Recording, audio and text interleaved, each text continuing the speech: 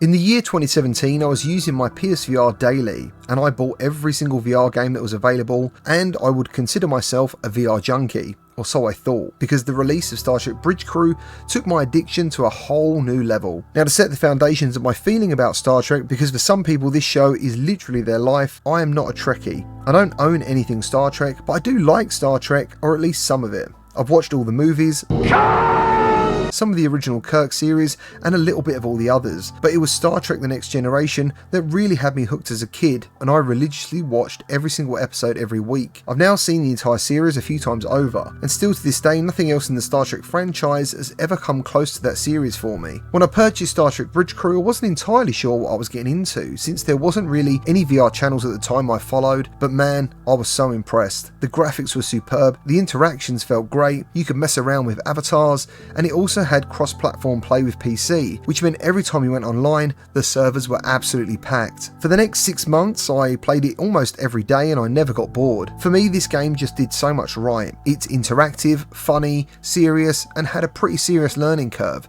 especially if you wanted to try and learn every role available in the game. In my real job at the time, I was a team leader, and I was desperate to sit in the captain's chair, and like most people, you go online, you jump in the chair, you make some awful decisions, and you get everyone killed, leaving you to eat some humble pie back in the ready room. But just like real life, if you want to be a leader, you need to understand everyone's job perfectly if you're going to tell someone else how you want it done. Because being captain means you have enough experience to tell a perfectly capable person to perform an instruction even if they think it's incorrect. This game is a trust exercise. So I spent a couple of months hanging out with different crews, under different captains, till I was certain I understood every role perfectly, and there's 4 available. First, there's the helmsman, which I think most people gravitate towards for a couple of reasons. 1, you get to steer a starship, and 2, you get to engage warp, which feels excellent. Unfortunately, most find out quickly there's a lot more to it than that. You have to punch in coordinates on a star map, steer clear of nebulas and debris, or even fly through some of them to avoid detection, handle speed correctly, and keep targets in range for phasers and torpedoes. The second role is tactical, which is definitely the most involved, and it can have some serious repercussions on a mission's success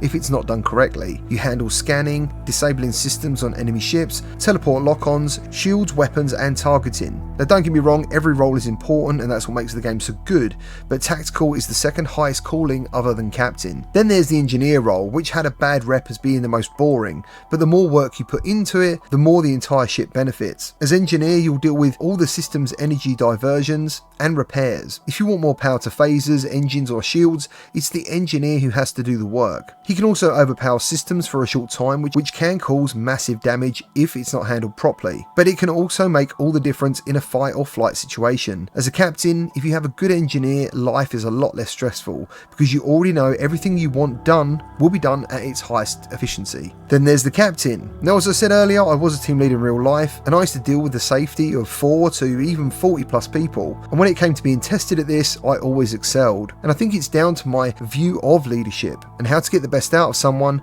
and that's not to be a dictator. A dictator makes you feel they can do anything, but a good leader makes you feel like you can do anything, and that's the key. And even though the captain's role only has a few technical demands, it is literally all about clear communication and giving orders that's in the best interest of the mission and the crew. If you get the right crew, this game can feel like a truly rewarding team-based survival game, and it's a brilliant experience, and it's one I haven't seen bettered in VR yet, and if anyone on the team drops the ball, it can be quickly game over. There's been plenty of times I've had debates with other crew members and even the captain when decisions are made that don't make sense, but I always did my best to keep my mouth shut and only offer advice if asked, because for some people this is the moment they've been waiting for. In the TV series, the captains are pretty much the main character, so maybe they want that feeling of being in charge and be the hero, but in this game, experience is the underlying make or break. Games that require online leadership can also cause some intense feelings ranging from responsibility, pride and embarrassment, and I think VR amplifies all of this. You feel like you're actually on this ship with 3 other people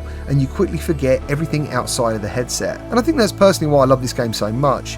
It's given me many hours of enjoyment and laughter, and my claim to fame was learning to beat the Kobayashi Maru challenge. It's a test of a no-win scenario. You have to try and save as many people as possible, and if you try to save everyone, you'll die. You simply have to do the best you can. The reason people love this particular mission though was because of a rare achievement. To unlock this achievement, you had to save 128 people on a ship that's been damaged, under constant attack, and has lost its engines. Once I learned how to do this mission and unlock the achievement, I would log on every night and jump in and out of servers to find anyone looking for a captain to complete this mission, and there was always a group waiting for the right captain to appear. It was a great feeling helping them, but they would also learn about the game, and it was really nice to be congratulated regularly on being a good captain for them, and I also made a lot of friends. When the game first launched, it had 2 starships available, and only 6 or 7 story-based campaigns. There was also an endless version of these missions, which you can choose to either focus on combat or research, or it can just be random. The first ship was called the USS Aegis, and it was part of a different Star Trek timeline that was unknown to me, and it was pretty much a futuristic looking starship. But you also had the classic Enterprise, and this really does feel like stepping back into the original TV show. All the sounds and the layout are perfectly in line with the 60s or 70s vision of something from the future. There is hundreds of colourful buttons,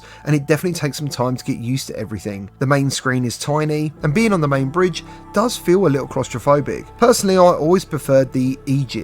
I preferred the layout, and I especially preferred the visuals. A little while later, the ultimate dream came true for me though. They released Star Trek The Next Generation DLC, which completely blew my mind. The detail they put into the bridge was astounding, and the missions were just as good too, because this led to the introduction of the dreaded Borg. Now, to be clear, I think I've only ever completed this mission once, and that's because by the time this DLC came out, I was full on making YouTube content, trying to cover as many new games as possible to get as many newcomers into a headset as possible. The Borg mission itself is crazy hard, because the Borg are relentless, chasing you around the galaxy, and you have to collect 3 parts of a super weapon to win the day. At least that's how I remember it. Unfortunately though, jumping back in today was a pretty sombering reminder how good this game was, but also how forgotten it is. The servers are pretty much empty, even though it's available on every platform but the PSVR 2, and this is such a shame. I hope making this video encourages people to re-download it and go back in and pick it up to give it a try. I can leave a link to give you 10% off the Quest version,